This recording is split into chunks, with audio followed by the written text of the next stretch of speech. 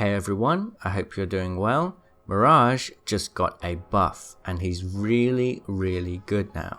Like, I don't think many of you realize just how good he is or why.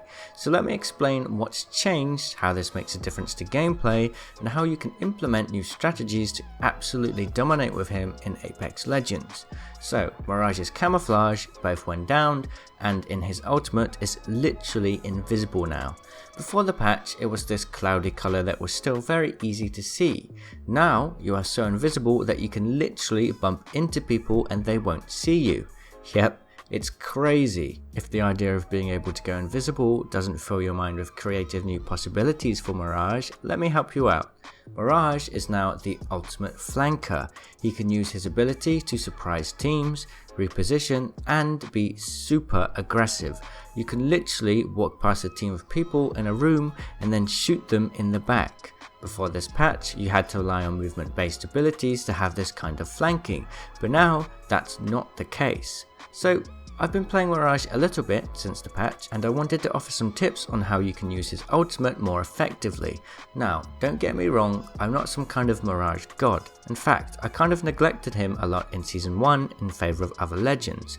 But I'm a sucker for theory crafting new ways to play in Apex Legends, so let me share what I've learned so far. This is just the start. Everybody is getting to grips with Mirage's new potential, so we could all learn together.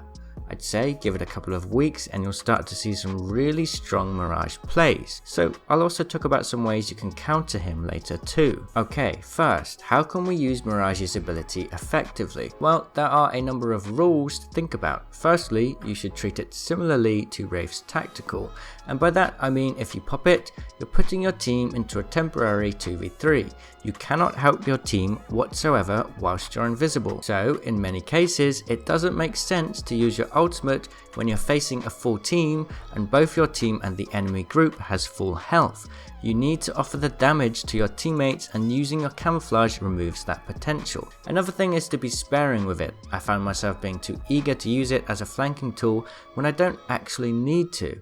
Take this clip for example. I managed to arc star an entire squad essentially, but instead of just facing them whilst they're arc starred, I put my ultimate to try and get a flank. It was absolutely pointless to use my ultimate here. Secondly, you shouldn't be using your ultimate to flank an entire squad. For example, if there's an entire team in a room or in bunker, using your ultimate to get behind them to create a god play flank may seem like a good idea, but in most cases it isn't.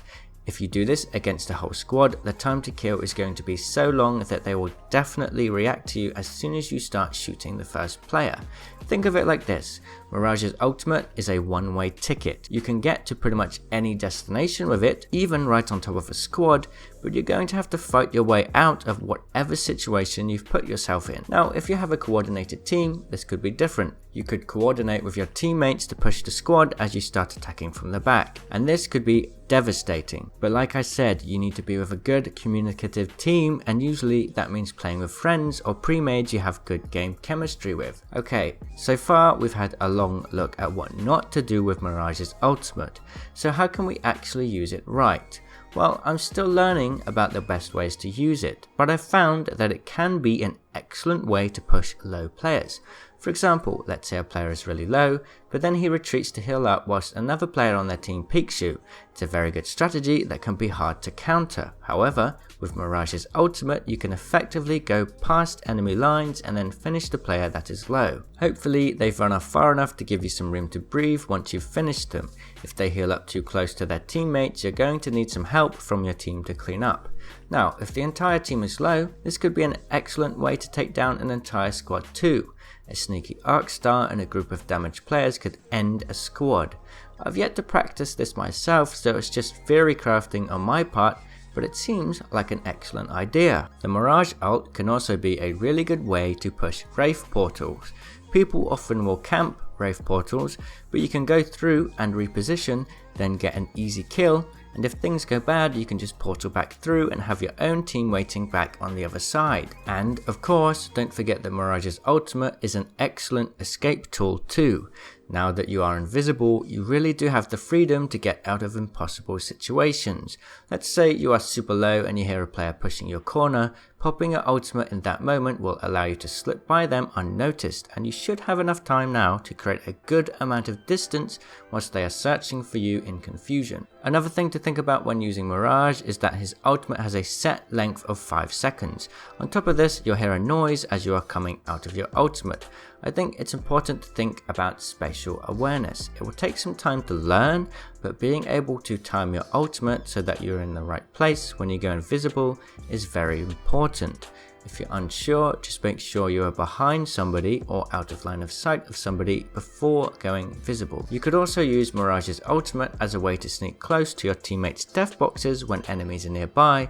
Just keep in mind you cannot pick it up until you leave your invisibility. Okay, so that's all I have to say about using Mirage effectively for now. I'll be playing him more over the next few weeks, so I'll share more if I learn any other neat tricks or strategies. Before I go, I want to share some potential counters for Mirage. Now that he goes completely invisible, he can be a bit difficult to track down, but you can still see him through a number of methods. Firstly, Bloodhound proves to be an excellent counter. Both their ultimate and tactical will pick up Mirage. And on top of that, digital threats will work. If you think there is a Mirage nearby, then just aim down sights with a digital threat. You can still hear his footsteps, so if you hear somebody but can't see them, get out of there, use a digital threat, or throw thermites on the ground. Another thing is that if you suddenly get stuck on nothing whilst walking, start shooting if you know there's a Mirage nearby, because chances are the Mirage just bumped into you when trying to sneak past. You can still damage Mirage when he is invisible, don't forget that. Thermites can be a good way to catch a Mirage too, because you'll see the thermite hit Mirage and hear it as he takes more damage per tick. Alright, that's it. I hope you have learned something useful from this video. I'd absolutely recommend trying Mirage right now. You may find this new change has made him a lot more fun to play. He really has a lot of potential now for sure. Let me know your thoughts on Mirage. Have you played him yet? Do you like the change? Should he be changed more? Let me know. I'll see you in the comments. Cheerio!